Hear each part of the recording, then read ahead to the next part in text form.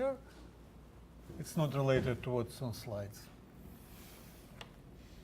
So the main result for today is the following. Suppose you have a projective variety, x inside P Cp n times Cpn.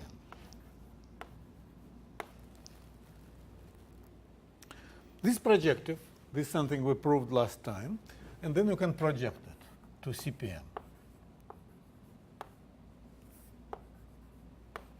Then a theorem, pi of x is projective.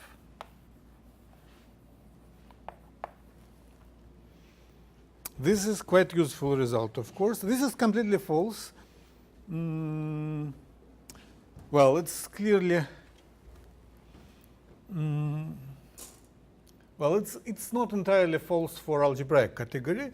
So to compare this, this is something that I might prove next Friday, that if you have x to y algebraic morphism, and you have z inside x subvariety, then pi of z is constructible.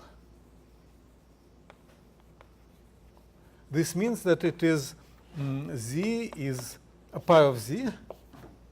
Pi of z is z1 without z2, where z1, z2 are Zariski closed.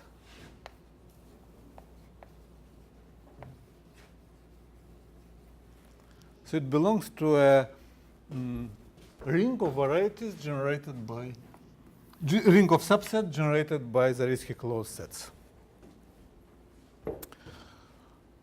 This theorem is slightly, this theorem is called main theorem of elimination theory, and this is Chevalier's theorem. So this theorem doesn't have any name because it's very classical. I tried to find who, and they don't even ascribe this to anybody because it's so classical that nobody cares. At least nobody knows. And why it is elimination? This is because it's a theorem about quantors. So suppose you have variables. This is your variables, homogeneous or inhomogeneous, like in that case, x1 or a1 dot a0 dot an, and here you have b0 dot bm, and then you have your polynomials, so p1 dot ps polynomials on the variables on a1 dot on a0 dot an, b0 dot bm, which give variety z. So they don't need to be homogeneous in both, or maybe they are. Anyway, so this is subvariety. It can be defined by polynomials. I'm not. Maybe later you will see why. And then, so you have the projection z, pi.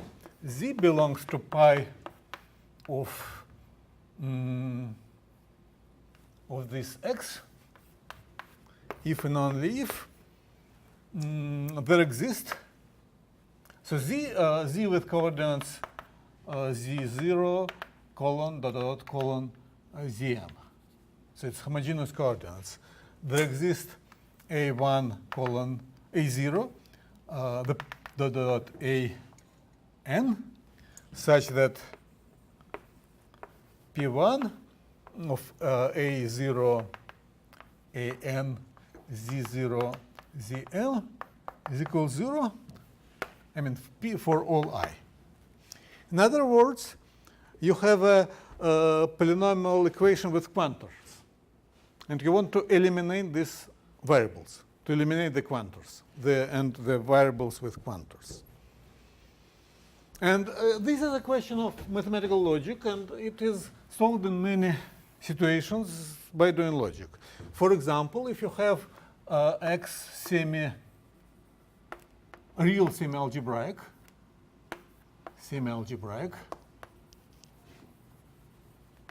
this means that X belongs to Rn given by polynomial inequalities.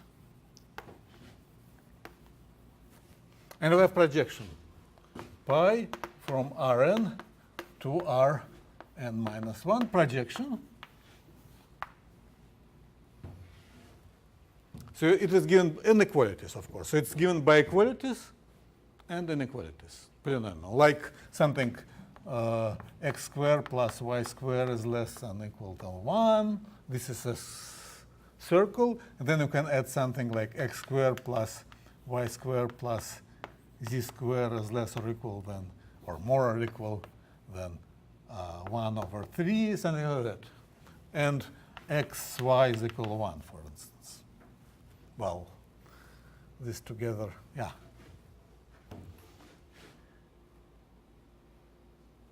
No good. That's better. Yeah. This is semi-algebraic set, and then the theorem says that pi of semi-algebraic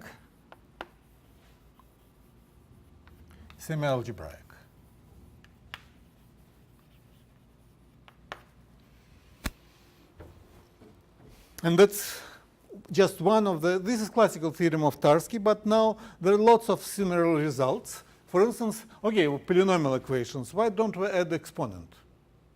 We can add exponents, sinuses, cosinuses, lots of different variables inside, maybe even logarithm, I don't remember.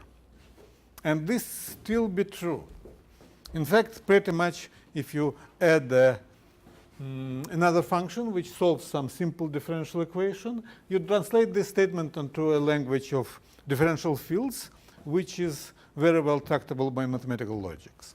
And the idea is, again, how you prove such results. You have a formula that exists A0 such that P of A0 Z1 dot Z n is equal or more or less on 0, such equations, P1, P2,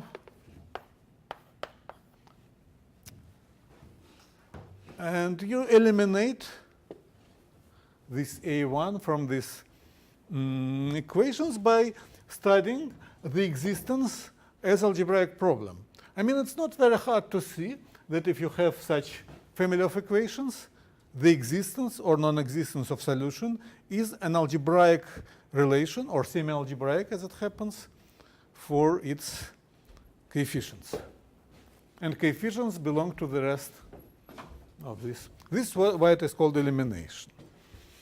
And the basic example which people have is also this theory called, sometimes is called theory of resultants, because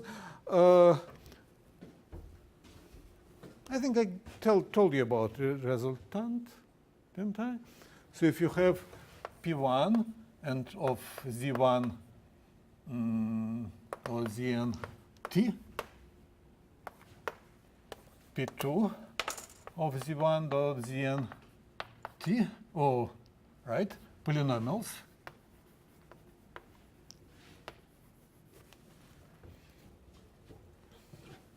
For each Z1 dot Zn, they give you a polynomial, on T. And resultant of P1, P2, let's call it Pi. Well, let's call it its roots. Alpha 1 dot alpha, well, k, beta 1 dot beta k of z. So I call it this variable, just this collection of variables of z. Then you have this purely formal. I don't mean that you number them. I just sort of think of them as a expression of z. Then the resultant of these guys is a product of t alpha I minus beta j for all I and j. This is symmetric on coefficients of the polynomials. So this is polynomial function on by the main theorem of symmetric polynomials. This polynomials on z1 dot zn. This is called resultant. It's called resultant of P1 and P2. The important thing about resultant that it is equals 0 if and only if these two guys have common root. These two polynomials have common root. Then you can consider a algebraic subvariety, P1 equal to P2 equals 0. This is algebraic subvariety in C n plus 1, denoted by Z. And I have projection from Z to Cn. Okay, so this is codimension 2 subvariety. Well, intuitively it's clear, and I'm not going to prove it. I'm just trying to explain what happens. So this is codimension 2. This means that Z has a dimension n minus 1. And the projection, its image, should have dimension n minus 1, generally. So it's not, it can, generally speaking, it can be surjective. And you can ask, what is its image? And its image is precisely the zeros of the resultant. So in that situation, the image is really algebraic, at least if this degree stays constant. If degree drops, you might have problems, and this approach won't work. But if degree stays constant, you definitely have an algebraic image. Okay. So the idea is, you can try to generalize that. But it's slightly harder, because if you have 3 polynomials, okay, you can write resultant first and second, second and third, first and third. But then you need to have common roots of 3 polynomials, which is slightly harder. Some linear algebra is definitely needed if you try to solve it. There are things called multi-resultants, but it's much easier to work with projective varieties. This is why you need projective varieties to do this part of algebraic geometry. Okay, so first I would give you this lemma, which we discussed last time. I just bring a slide now. So you have x inside, so x is affine variety, and you have algebraic subvariety inside x. Then x is affine subvariety that is defined by polynomial equations,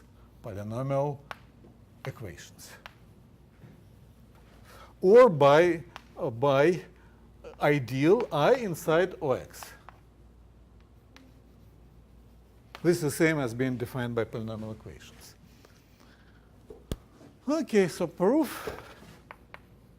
First, we can do reducible decomposition. This is done standard way using this noetherianity, and prove it for each subvariety separately, and then just take the sum of these ideals. And then, if we do that, we did it for Z, so we can assume Z is irreducible. I mean, just prove it for all components, that's enough. Step 2. For step 2, we take a cover of our affine variety X by open subsets. So UHI is affine cover of X. So you obtained by taking away, so UHI is X without zeros of HI, which are functions, regular functions on X. And this means that OUHI is OX, where you invert HI.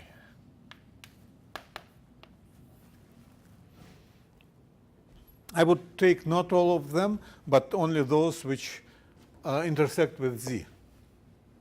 The rest we don't care. So Z is locally Z intersected with UHI, defined by ideal. So the point is that algebraic subvariety is defined locally. Affine subvariety defined globally. We need to pass from local to global. We need to prove that if it is defined locally by ideals, it is defined globally by ideal. So we have this ideal I, which generated by Fi Fj Hi minus alpha j. Right? Okay, this means that, but then Hi is invertible in this open set. This means that we can assume that just multiply that Fj by Hi in appropriate degree, and then obtain where Fj is regular, Ox, and can assume this is the same as Fj generate IHI.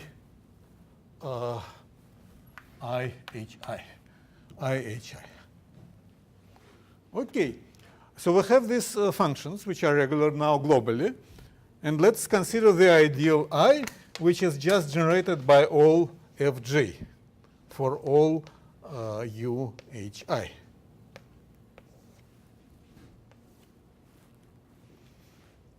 So all these functions vanish in Z.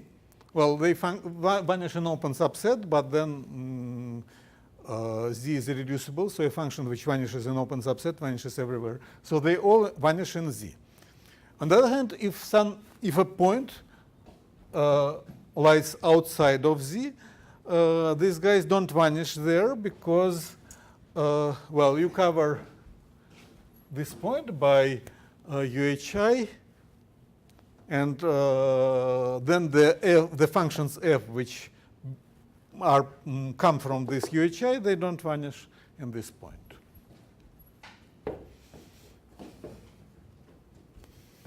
If it's empty, you just anyway.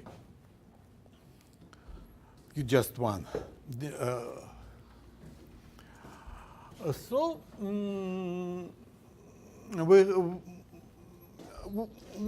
I just need a simple observation that this argument also brings a stronger. Actually, we didn't prove the whole this.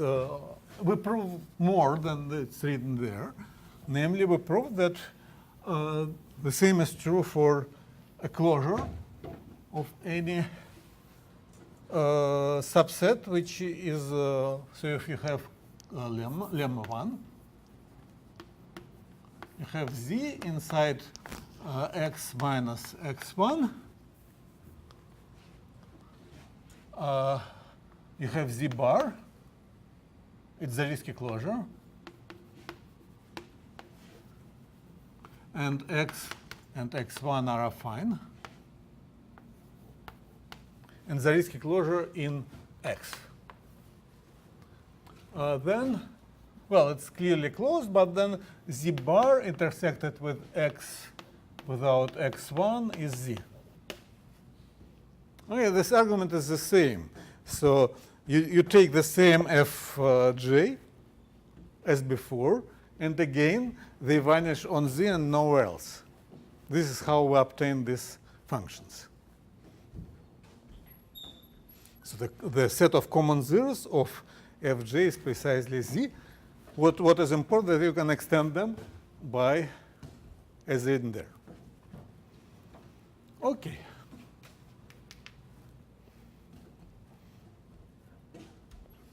I will need it in the next slide. Questions, comments?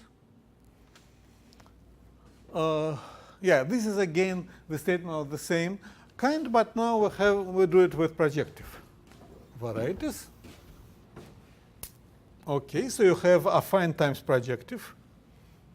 You do this with projective times projective as well, but for application I needed affine times projective.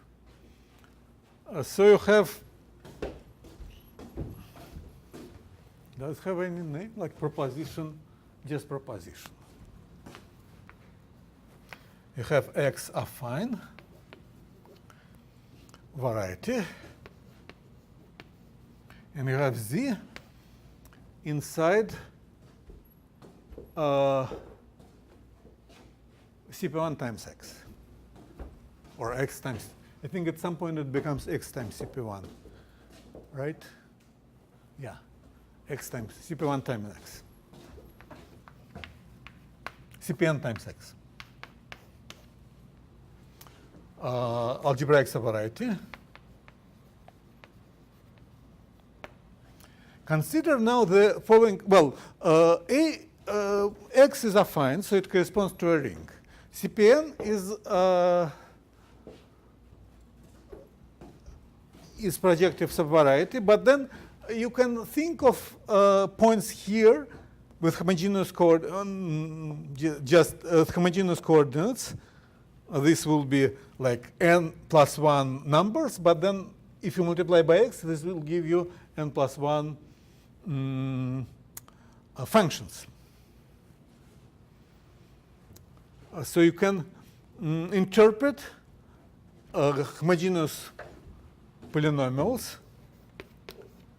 in, okay, then there exists a great ideal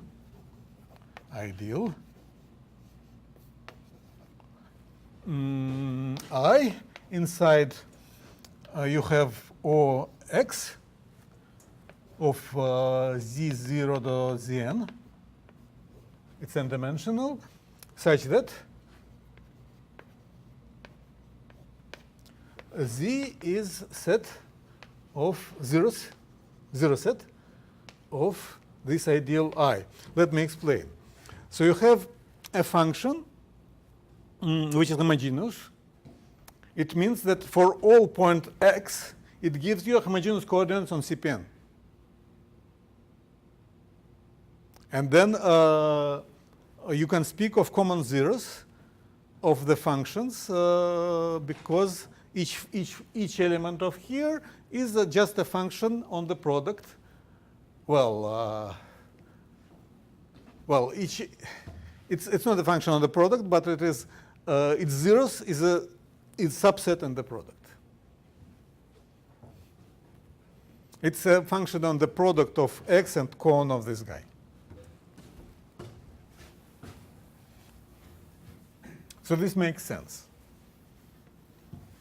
Of course, this is just generalization of previous lemma, which says that if you have an algebraic subvariety defined locally, it's defined globally. Now you have subvariety in a product, which is defined locally. You need to prove that it is defined globally. Okay. And proof, step one. Step one. We take Cn plus 1 without 0 times x projection to Cpn times x. Standard projection. This is algebraic, more or less by definition, because it's algebraic in each affine. Well, if you forget x, it's algebraic in each affine chart because it's identity in affine charts. And then you can add, well, not identity, but it's projection, just taking a quotient by a linear map. It's a linear in each chart and in each affine chart here, and then you just multiply by x If something is algebraic, you multiply it by x, it remains algebraic. Okay, then is there any name for this map? Probably pi. No, it's big psi.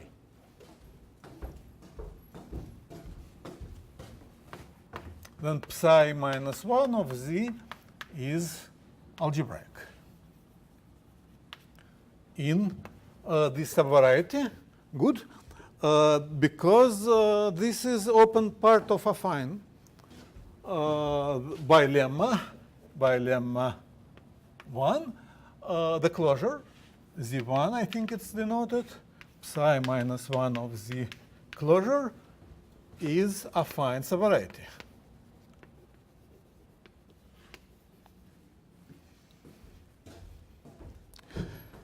Am I clear? Yeah, and it is also invariant under C star action by construction. Well, we just added some zeros, which are invariant by definition, so it's not a big deal. So also, affine subvariety, which is C star invariant under standard C star action. So how it acts, how C star acts here? It acts here by homotopy, it just doesn't act on X.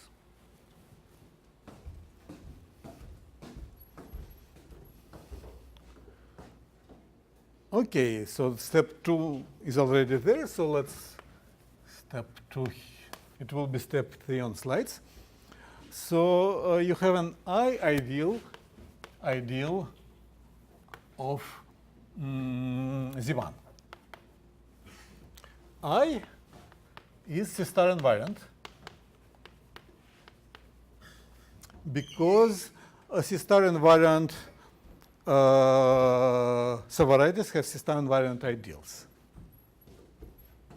And there's bijection between subvarieties and ideals, so it's not surprising. And then there is something which we had a special lecture on it, that graded subvarieties are the same as C star invariant subvarieties. The C star induces your decomposition of each representation on two fine-dimensional pieces, which are weighted, and weights is precisely grading. So then C star I is graded with respect. And what is this grading? Okay, our C star doesn't act on X, and it acts on here as degree. So it's respect to this standard grading on, you take O of Cn plus 1 times x, and you identify the OX with coefficients and x0 x, oh, z0 dot zn. I'm done with the proof. I hope it's clear. It's not a complicated theorem anyway. It's almost trivial. Questions, comments? Good. Okay, another thing which I will need is about what happens when a subvariety is empty. It's again very simple. It's pretty much nothing to prove. Is it? So claim 1. But I will use it a lot. So this is sort of trivial, but still very important statement. You have a graded ideal, I star inside C of Z1 Z0 Zn, graded ideal. As we know, graded ideal defines your subvariety in Zn. So you have Z corresponding inside Cpn, corresponds to variety.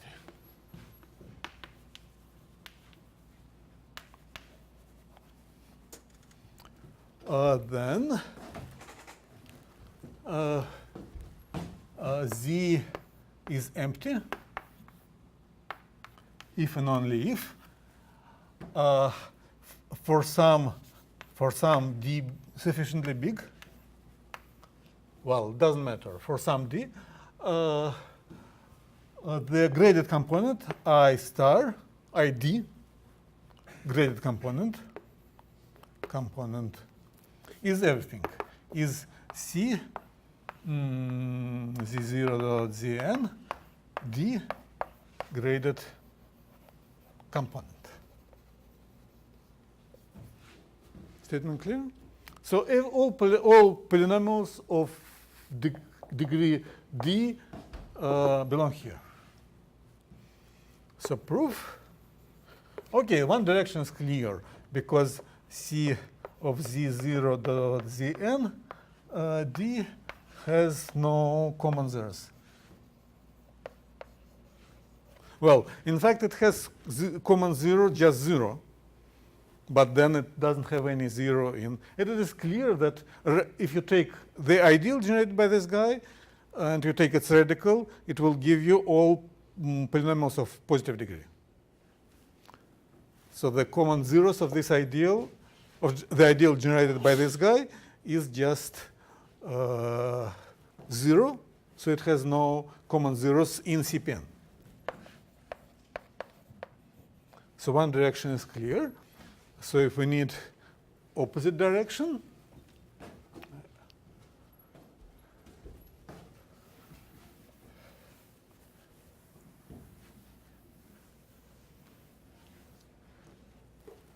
so suppose it is if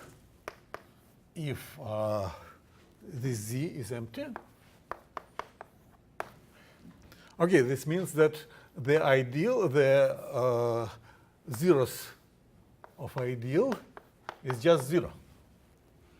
Otherwise, it contains a line because it's C star invariant and its zero set is C star invariant. And if it contains a line, the corresponding point will belong to the zeros of I in CPN. So it's just a set of zeros, but then this means that a radical of I is all polynomials of positive degree. Oh, sorry, all homogeneous. So this radical y contains Z0.Zn. It's everything, so it contains these generators. And this means that Zi power n belongs to I for n sufficiently big. Okay, now we have, let's multiply them on as follows. So you have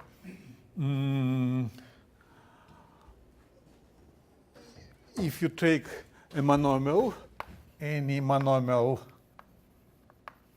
of degree n plus 1 times n big is divisible by Zi power n for some I. Because if it's not divisible, then its degree very small. I mean, it's not divisible by Z0 power n, Z1 power n, and so on. So its degree can be only n big times n. N big times n small, no more. Okay, every monomial of degree is divisible by this guy. Then C Z0.Zn. Here we write n plus 1 times n big. The whole thing belongs to I, the same degree. Okay, so proved this equivalence. Any questions, comments? Now a bit of silly terminology, which I'm not going to use in the end, but still it could be useful, and it definitely, most definitely will be used next time. But it's a good thing to keep in mind. So first, what is a family of subvarieties? Well, it's a subvarieties of varieties. It's variety parameterized by in our case, since we work in algebraic geometry, by something algebraic. And it's very natural to define it as follows. A family of varieties over X, which is algebraic variety, or affine variety, or affine, is Y, which goes to X, algebraic morphism. Do I have a notation for that? Phi. Algebraic morphism. In which sense it is a family of subvarieties? The elements of this family,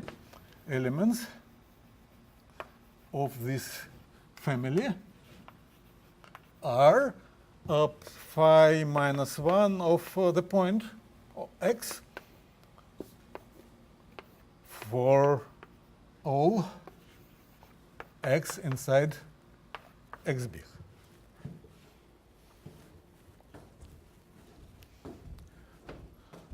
Okay, and it is called specialization of the variety. So this is called specialization to point X. And of course, we can express it algebraically. This is something we already did in lecture 8. So if you have a point, say P, is it P here? No, it's X. So if you have M is maximal, it's a subset in OX, maximal ideal of the point X, then phi minus 1 of X is, well, I assume that X, Y is also affine. You don't need that to be affine, but just to simplify notations.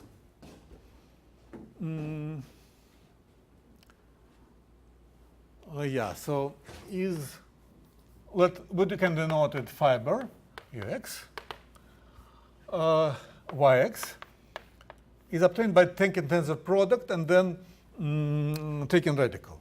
So it's locally. Well, locally means if it is not affine, then you have to do it locally. If it's affine, you can do it globally.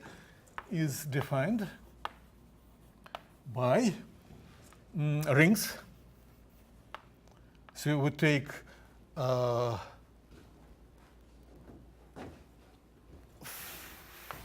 tensor product OY times over OX, OX quotient by M, and then taking quotient by nilpotence.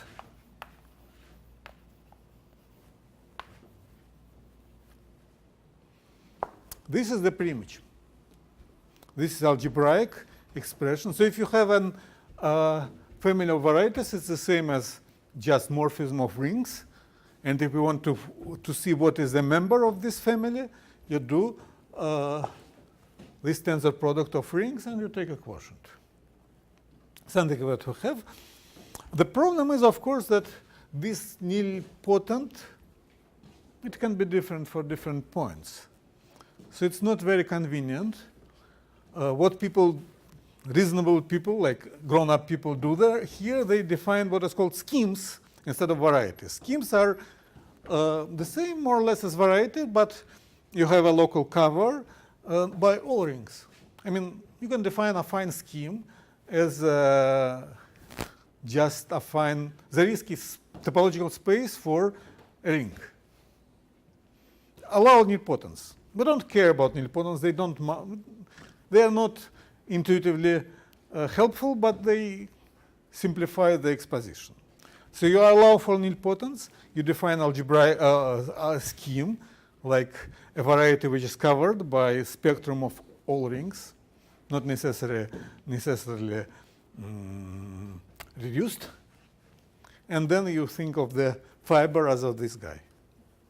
It's much better because, for instance, if you have like parabola projecting to a line, you have double points, and you have one double point, you have multiple points here.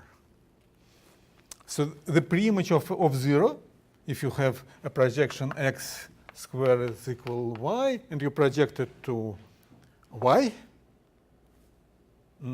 right? So for y non-zero, you have 2 points. For y equals 0, you have 1 point. But if you take the quotient by nilpotence, you completely lose the multiplicity. If you don't, you keep the multiplicity, so it's better. This is why people, reasonable people, not me in this course, but what I would do if I would do it more advanced, I would start with schemes. They're easier and better. Okay. Now the main result, which I already stated, but now let me state it in more detail.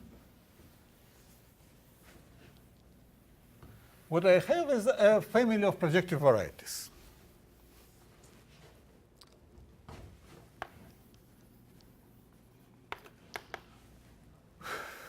So this fundamental theorem of elimination theory is something I found in Wikipedia and in textbook of Vaikil, and I don't know, Ravi Vaikil, I don't know who took it from where, because I never saw it elsewhere.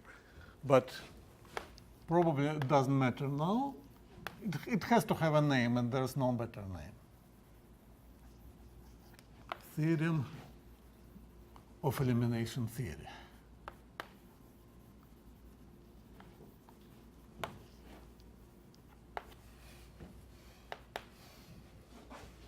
So in fact, you can easily produce new mathematical terminology by going to Wikipedia and changing something. It's easy, and then people would start accepting it, because when they prepare lectures, they just go to Wikipedia and check. So you can do something which is completely bogus or half bogus, and quite often it works. There are some things which in Wikipedia nobody checks and corrects. Okay, so you have z in CPN times x, algebraic subvariety. And have projection pi from CPN to x, projection. Then pi of z is algebraic in x. Of course, as I stated, it would be projective if x is also projective, as we discussed. Okay, so let me reduce this to some algebraic statement. Well, first it is local in x. So theorem is local in x. We just can cover x by open sets and prove it in each open sets. Then can assume x is affine.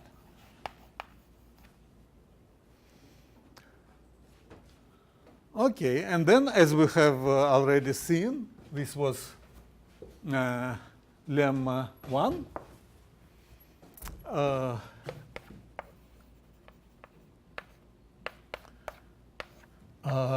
Z is defined by an ideal.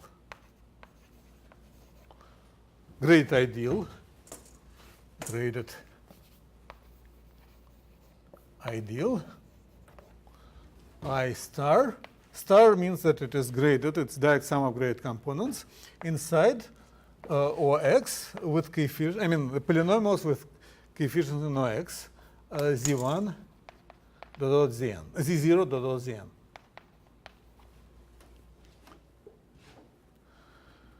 Okay. Let's write its generators. So what do I need? Or don't? I don't need this.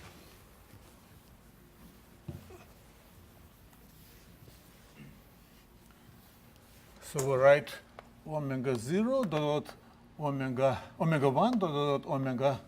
Is it R, S, or what? I think it's R. Yeah. R are generators of I. Then we can consider them as functions. So they're polynomials with coefficients in regular functions on X. So this means that they give a map, polynomial map from X to Cn. Give maps to, well, to from X to C X0 dot Z0 dot Zn of homogeneous of fixed degree di. So each of them is a you can evaluate it on points of X. If you evaluate your, so it's a polynomial functions from X to this space. If you evaluate, it will just give points of this vector space. Okay, then you can look at all points such that this ideal is not, so denote by V. By V, the ideal, well, the set of all X inside X big, such that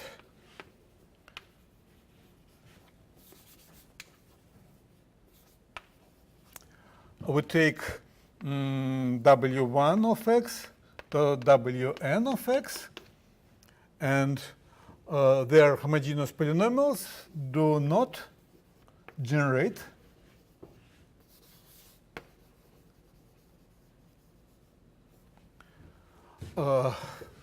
now you take this set of all homogeneous polynomials, Z1 dot Z0 dot Zn, generate as an ideal. So it's generate in the sense of as a model over the graded ring. Generate for some S for all S positive. Then V is algebraic, affine algebraic. So it's a subvariety in Z, in X is algebraic. What is important is that this climb 1 implies that, and my explanation about families implies that, or without explanation even, it should be clear that V is precisely the image of projection. So remark,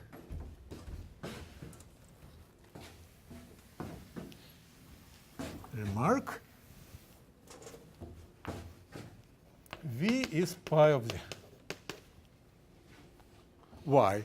Okay, so let's look at the fiber because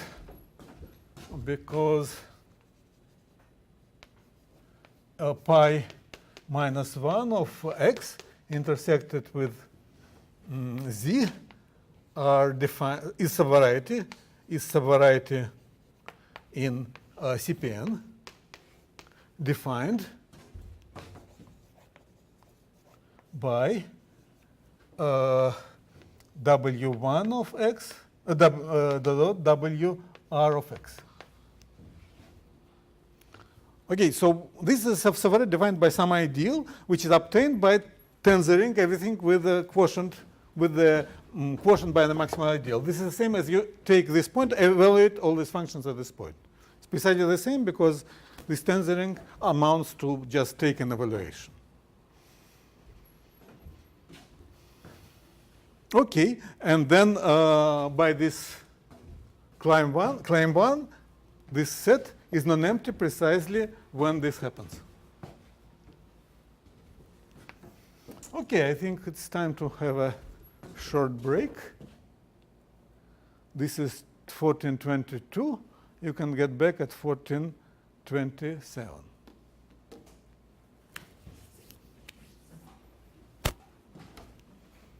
And you can ask me questions or think about these operators. And we want this ideal to be we want to know whether this ideal defines a zero subset in Pn or non-zero. This is infinitely many conditions. Okay, so you have W1, Wn, Wr generators of I. They're homogeneous because I is homogeneous, but I is not, I mean, they don't have the same degree. To simplify notation, I will replace, so they have degree of omega 1, W1 Wr is, suppose it's less than D. I will replace I by ideal generated by W1 by I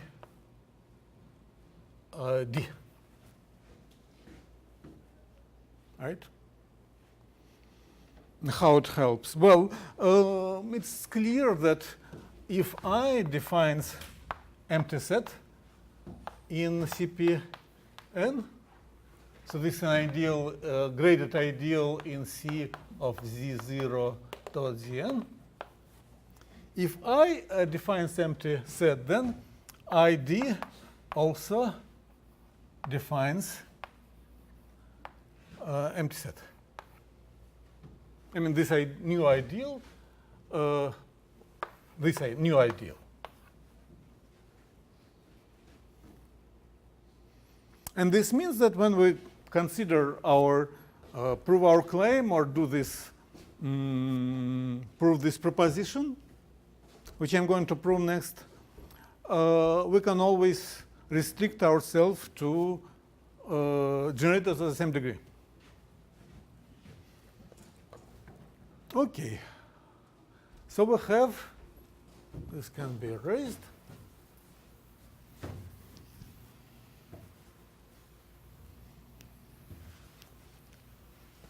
We have generators W1 or Ws inside C Z0 dot Zn power D. And I generate space W. This is just a space generated by this by these elements.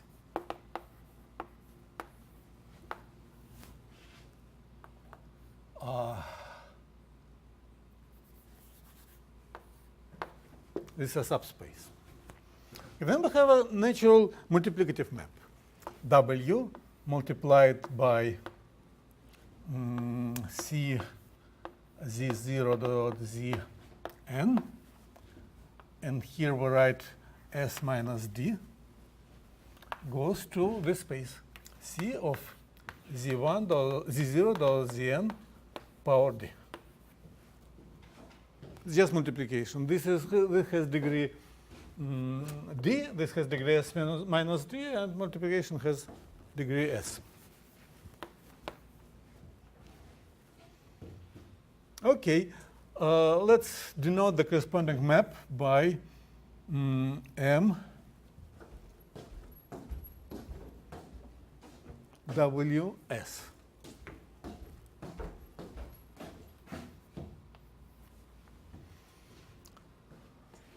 Then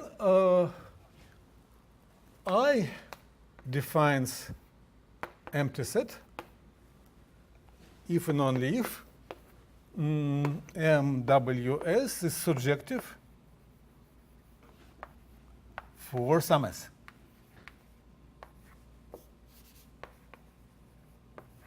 Because IS is image of MWS. I mean, these generators, how I obtain ideal, you just multiply generators of your ideal by generators of your ring, which is there. So, okay. So we're interested in proving that this is in fact algebraic relation. Let's define Macaulay matrix. So this, you can call this map Macaulay matrix, but it's not a matrix, it's linear map. So let's write it as a linear, this linear map as by a matrix. So how we do that?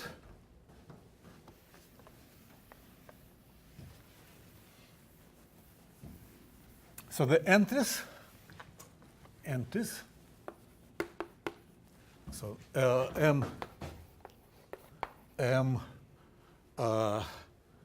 SW called Macaulay matrix. So entries of this matrix of MWS. I'm not very comfortable in claiming there's not. It's actually no good to call this operator matrix. It's bad terminology because this guy can be related. There could be linear relations between them.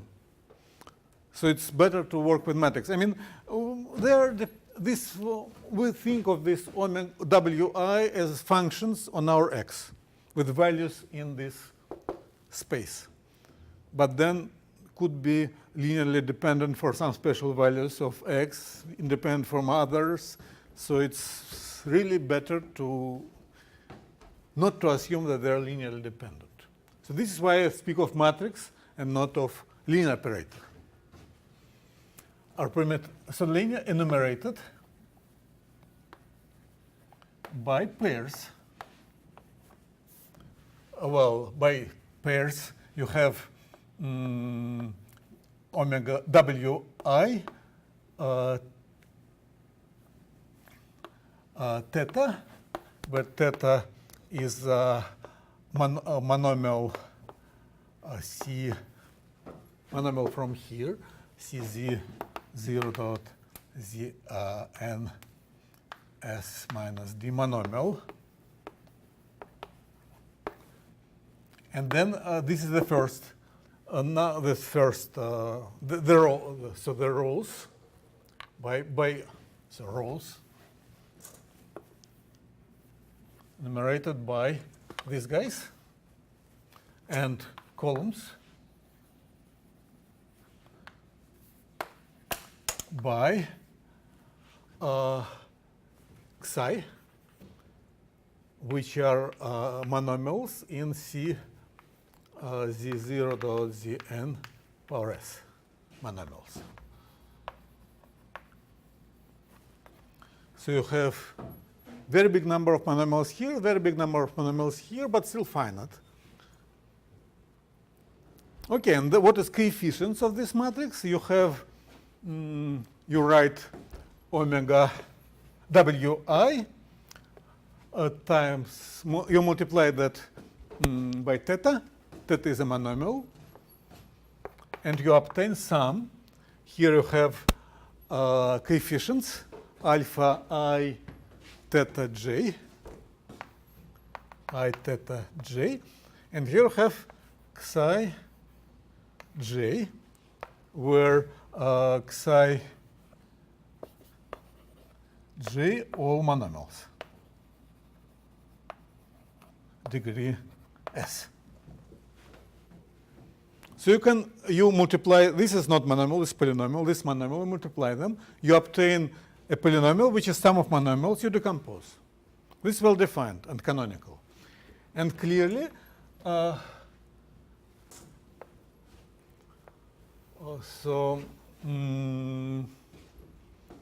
are interested in this map. So MWS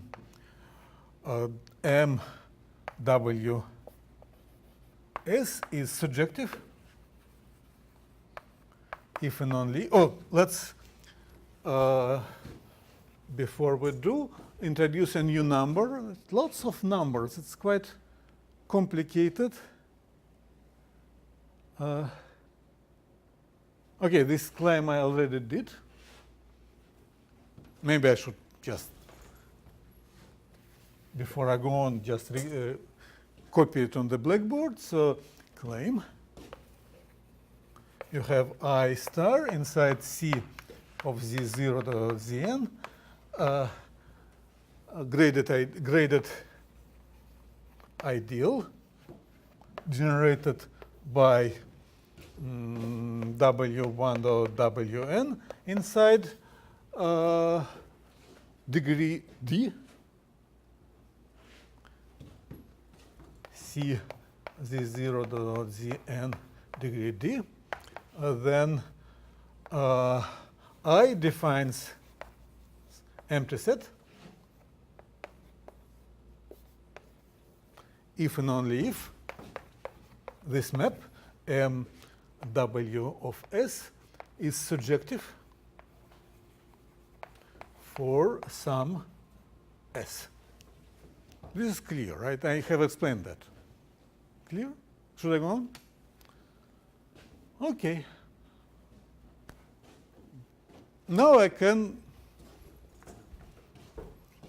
So we have discussed this Macaulay matrix.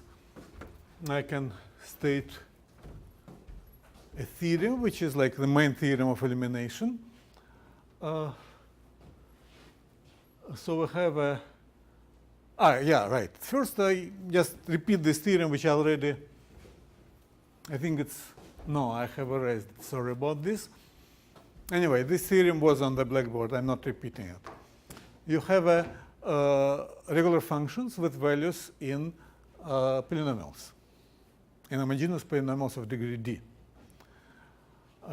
Or here is less than or equal than D. You consider the set of all X such that the ideal defines empty set, non-empty set. Then this is algebraic variety.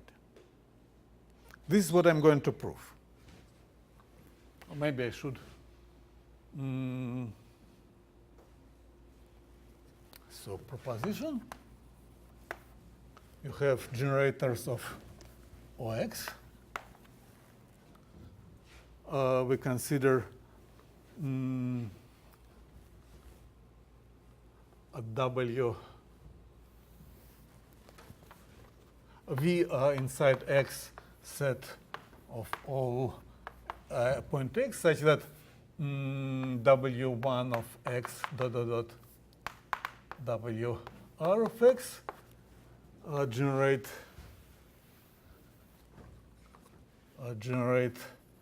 ideal I of X such that its zero set in CP N is non-empty. Non-empty, then V is algebraic. This is what I'm going to prove.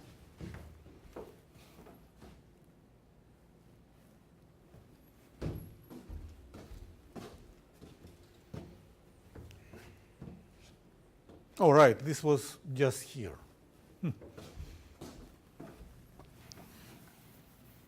Okay.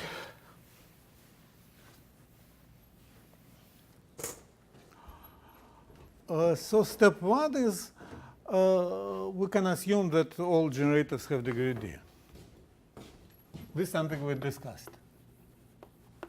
Can assume all Wi have degree D by replacing Wi by Wi theta j, where theta j are all monomials of degree D minus degree of wi.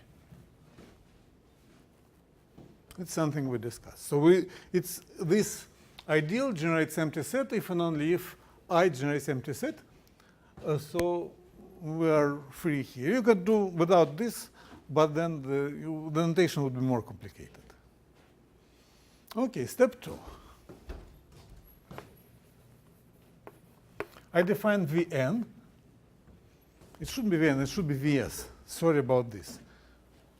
Because n here and here is bad, so it's Vs. Vs, the set of Ox inside X big, such that the corresponding Mikhail matrix at point X, MWS, is non-surjective at X.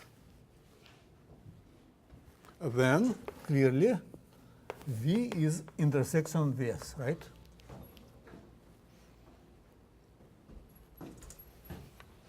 By this.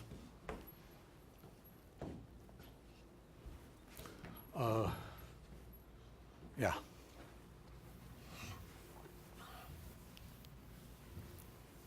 Okay, but then intersection of Zariski closed sets is Zariski closed because, I mean, this is something we know. If the intersection of algebraic subvarieties is taking a union of their ideals, and this is well defined. Okay, so it's sufficient to step 3. Suffices to show that Vs is algebraic. Okay, but then Vs is a set of all X such that the Mikhail matrix non-surjective.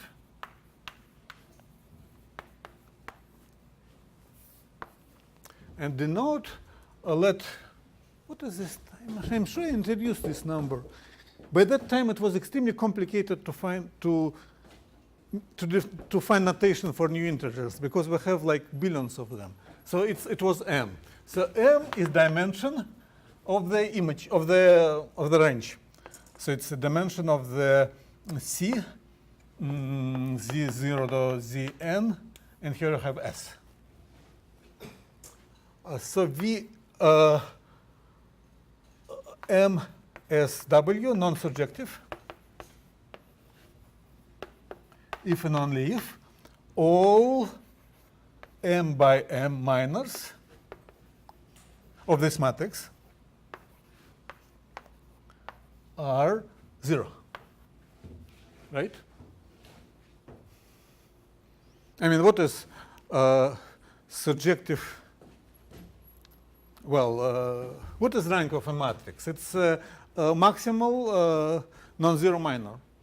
So we want this matrix to have a rank less than dimension of this guy, less than m. This is precisely this. Okay, but this is this equation, each of these minors of coefficients of this MSW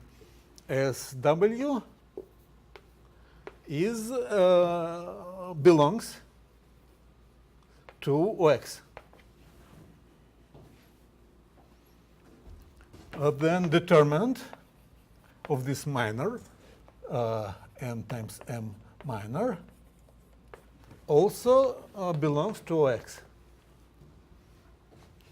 Okay, and then Vs defined by polynomial equations.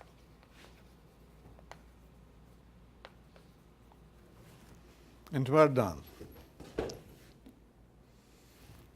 Okay, I have some extra time, and I urge you to think about what can be done next.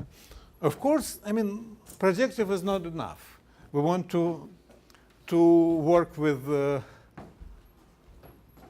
all varieties. And this means that we have to, of course, you can't expect that image of affine is affine. The most typical example of when we take image of affine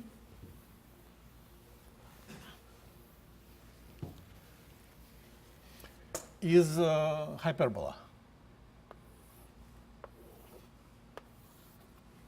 So you take x, y equal 1, or, yeah, and you project that to x.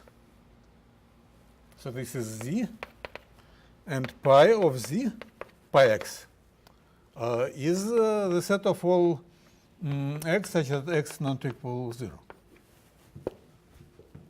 It's not closed, but it is constructible in the sense that it is belongs to the ring of subvarieties generated by algebraic varieties. So it is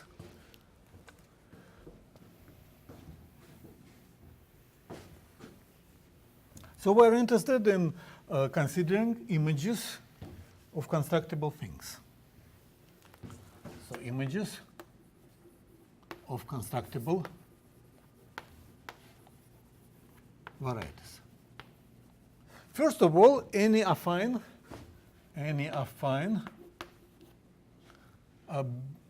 is constructible subset in Pn. How you do that? Okay, we have our variety x defined by ideals. P1 of z1 dot zn equals 0, P2 of z1 dot zn equals 0. They're not homogeneous. So we want, but we know that Cn sits in Pn as in Cpn as a affine chart. So how do you know how you produce a subvariety such that its intersection with a affine chart will give you x? Everybody? You're not very enthusiastic. So it's simple. You just add another variable t. So you obtain a p I of t z1 dot zn. And the degree of each monomial, for each monomial inside this polynomial, you just add the power of t so that it becomes homogeneous. Then, first it is a homogeneous polynomial, and second, if you put t equal 1, you obtain x. And this would give you a affine chart. So you can easily interpret any affine variety as constructible in Pn.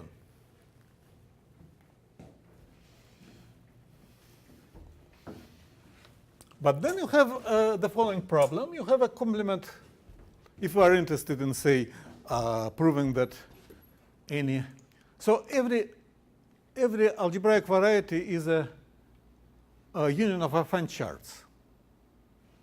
So if we are interested in the image of algebraic variety, it suffices to see that the image of each affine chart, they are finally mainly because everything is compact, image of each affine chart is constructible. So what we need is to prove that image of affine morphisms are constructible, and then you can just restrict yourself to constructible subset in Pn. So you have x and y inside Pn. You have x without y, and you consider its, let's say, Pn times x. X without y, and you consider its projection. X we already have z. Z without y, and you consider its projection to x. So what will happen? Okay, we already know that projection of z is algebraic. This is not a big deal. But then you need to see all points such that their preimage contains points which lie outside of y. And this is a linear algebraic question which is slightly harder. In fact, if you try to do it carefully, you will find that there's like infinite chains which stabilize because we take intersection. Now we take union. They don't stabilize anymore because, I mean, you have your two subspaces defined by Michail matrix. You can compare them. One of them decreases, another increases because this is complement. And of course, union of algebraic varieties is not algebraic. So here you have to do something more to prove this general result that the image of constructible is constructible. This one observation I wanted to give you. The last observation is the following. This is one of the very few places where complex analysis is different from algebraic geometry. For the following reason, there's a simple, well, not simple, but it is proven similarly and not much harder than what we do with affine varieties, that if you have x, the y, complex varieties, well, you have z inside x times y, you have projection from x times y to y, then pi of z is complex. But you have to assume something. You have to assume that they are compact. So this is very similar to what I have with projective because projective are compact. In fact, you can obtain this theorem by doing complex analysis. It's not hard. Just you apply this theorem and then you sort of realize that any complex variety in CPN is algebraic. Okay, the problem is that if you do it, so if you add exponents, sinuses, sines, cosines, nothing bad will happen. But if you consider all algebraic, all complex varieties, it stops being true. So for instance, you can have things like you project C to C, and then you obtain something like something which infinitely often intersects zeros. So it goes on and on and on, and infinitely many times intersects zero.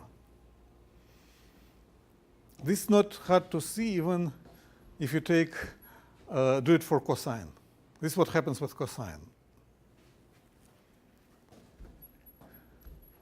And of course, if you have like infinitely many guys going through one point, every complex analytic function here has to vanish because locally complex analytic functions are approximated by polynomials. They can't have bizarre sets such as that as their zero sets. So this is not common zeros of complex analytic functions. And then this theorem about images of constructible or constructible is just wrong in complex analytic situation. Okay, now I'm definitely finished. And next time we shall see and discuss this Chevalier theorem about constructibles. And I think, this Thursday you have a celebration, right? A Day of Republic. Okay. Then you won't have any